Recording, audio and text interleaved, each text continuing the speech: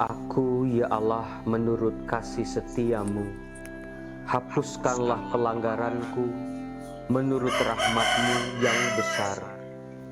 Bersihkanlah aku seluruhnya dari kesalahanku, dan tahirkanlah aku dari dosaku. Salam damai sejahtera saudara-saudaraku yang terkasih, pencinta firman Tuhan. Berjumpa kembali dengan Bible Learning with Father Joseph. Masa Prapaskah adalah sebuah kesempatan emas bagi kita umat beriman untuk menyadari dosa-dosa kita dan bertobat. Tetapi saudara-saudaraku yang terkasih, apakah cukup hanya dengan menyadari dosa lalu bertobat kepada Tuhan? Mari kita bahas elemen apa yang masih diperlukan supaya pertobatan kita menjadi pertobatan yang sungguh-sungguh. Elemen apakah yang terpenting dalam sebuah pengakuan dosa dan pertobatan? Saudara-saudaraku yang terkasih, tadi yang saya bacakan adalah Mazmur bab 51 dengan judul besar Pengakuan Dosa. Si pemazmur dengan sadar dia datang kepada Allah dengan penuh kerendahan hati dan dia mengakui dosa-dosa dan kesalahannya. Mari kita perhatikan satu persatu. Dia berkata dalam pengakuan dosanya, "Kasihanilah aku ya Allah menurut kasih setiamu. Hapuskanlah pelanggaranku menurut rahmat-Mu yang besar." Saudara-saudara yang terkasih, disinilah elemen yang pertama dari sebuah pengakuan dosa, yaitu bukan kita yang merasa pantas diampuni oleh Allah, tetapi pengampunan itu adalah sebuah rahmat dari Allah. Si pemazmur memohon kepada Allah, Allah yang memiliki kasih setia yang sudah dikenalnya sejak zaman dahulu kala. Allah yang dengan rahmat-rahmatnya mampu memulihkan hidup manusia. Kemudian elemen berikut di ayat 5 dikatakan, "Sebab aku sendiri sadar akan pelanggaranku, aku senantiasa bergumul dengan dosaku." Saudara-saudara yang terkasih, elemen kedua dalam sebuah pertobatan adalah sebuah kesadaran dari diri manusia bahwa dirinya adalah berdosa. Tidak cukup kalau hanya orang-orang lain di luar sana yang mengingatkan kita bahwa kita ini berdosa, tetapi kita harus betul-betul sadar dan mengakui bahwa kita ini adalah orang lemah dan berdosa, dan kita telah melakukan tindakan-tindakan yang tidak dikehendaki oleh Allah. Kesadaran itu harus muncul dalam diri kita masing-masing. Kemudian elemen yang ketiga ada di ayat 6, dikatakan, terhadap engkau sajalah aku berdosa dan melakukan apa yang kau anggap jahat.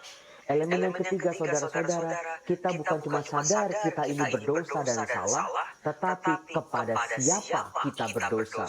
Siapa sesungguhnya pribadi yang terluka atas dosa-dosa kita.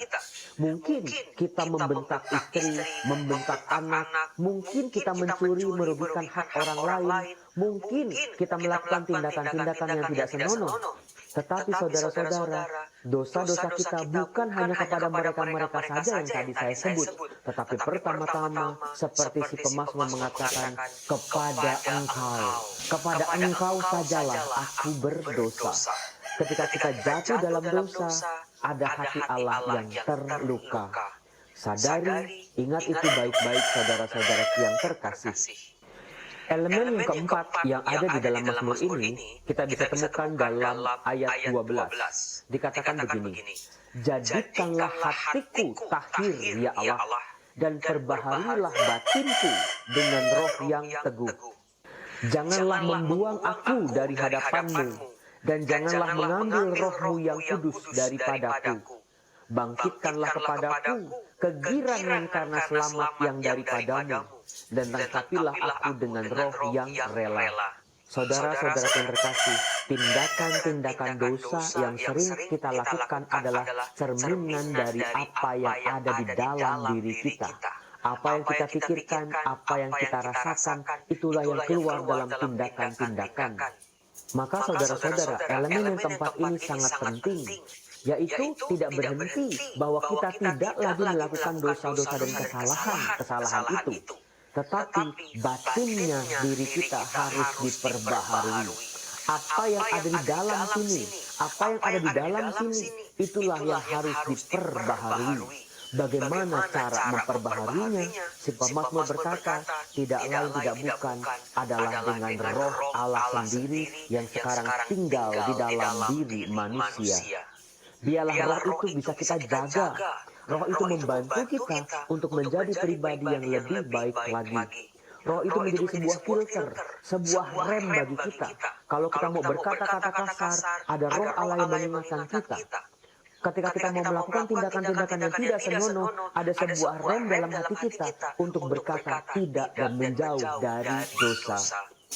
Tetapi saudara-saudaraku terkasih, ada satu elemen yang terakhir yang menurut saya mutlak harus ada dalam sebuah pertobatan.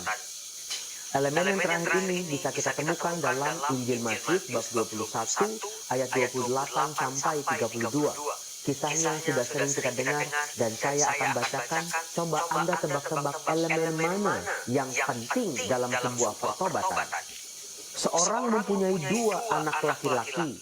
Ia pergi kepada anak yang sulung dan berkata, "Anakku, pergilah dan bekerjalah hari ini dalam kebun anggur." Jawab anak itu, "Baik, Bapa," tetapi ia tidak pergi.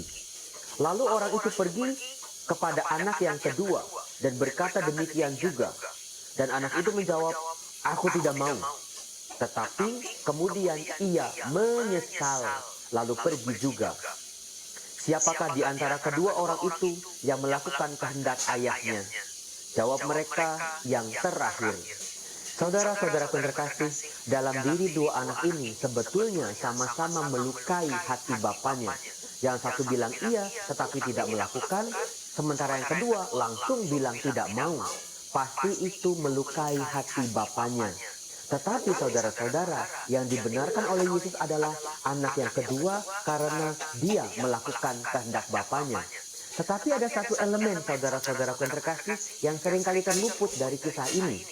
Dikatakan begitu anak yang kedua bilang tidak mau, tetapi kemudian hari dia menyesal. Saudara-saudara, penyesalan dosa adalah elemen yang paling penting dalam sebuah pertobatan. Jangan sampai pertobatan kita hanya sementara belaka sifatnya, tetapi sebuah perjalanan, bagian dari hidup kita semakin dekat dengan Tuhan, semakin mengenal Tuhan, semakin mengandalkan Tuhan. Saudara-saudara yang terkasih, dalam doa-doa kita semua di masa pertobatan ini, tambahkanlah satu elemen tadi, yaitu menyesali dosa-dosa. Sebab kalau kita tidak sampai pada level menyesal, dengan mudah sekali kita akan mengulang-ulang dosa dan kesalahan yang sama. Mari saudara-saudara, kita lihat diri kita, betapa dosa telah membuat kita jauh dari Allah, membuat kita jauh dari Sang Sumber hidup. Maka dari itu saudara-saudara, mari kita datang saat ini pada Tuhan. Dalam nama Bapa dan Putra dan Roh Kudus. Amin. Bapa yang baik, Bapa yang Maha Pengasih, Pengampun, berlimpah kasih dan setia, kami datang kepadamu, mengakui dosa-dosa dan kesalahan kami, yang jahat di hadapan-Mu telah kami lakukan. Betapa kami menyesal ya Bapa, kami telah melukai hati-Mu. Kami tidak berlaku seperti anak-anak-Mu sendiri, tetapi kami memberontak dan melawan Engkau. Ya Bapa, berilah kami rahmat-Mu, agar kami mampu menyesali dosa-dosa kami. Ya Bapa, pulihkanlah hati kami, pulihkanlah diri kami, pulihkanlah keluarga kami, bangsa kami, dan seluruh dunia ini. Kami berdoa saat ini ya Tuhan dengan sangat, tolonglah dunia ini yang sedang kalut dengan virus corona. Bantulah semua orang ya Bapa untuk saling bahu-membahu, menemukan jalan keluar yang terbaik, sehingga badai ini berlalu daripada kami. Dalam nama Yesus Kristus kami berdoa dan percaya. Amin. Dalam nama Bapa dan Putra dan Roh Kudus. Amin. Salam damai sejahtera saudara-saudara yang terkasih. Tuhan Yesus memberkati Anda. Salam.